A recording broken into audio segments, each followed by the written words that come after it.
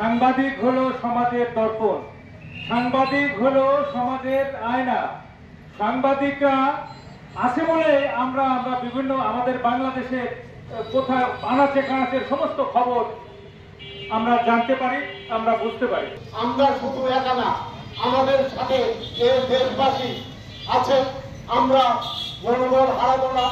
সন্ত্রাসীদের এই রক্ত চক্ষু আমরা উপেক্ষা করে আমরা আমাদের কলম, আমাদের ক্যামেরা চালাবো। আমরা সেই সাথে বলতে চাই, আমাদের যে সকল সাংবাদিক বন্ধুদেরকে হত্যা করা হয়েছে সেই বন্ধুদেরও নাম নতুন করে তালিকাভুক্ত করা হোক। 24 ঘন্টার ব্যবধানে সিলেটে ব্যবসায়ীকে তার ব্যবসা প্রতিষ্ঠানের সামনে প্রকাশ্যে কুপিয়ে হত্যা করা হলো।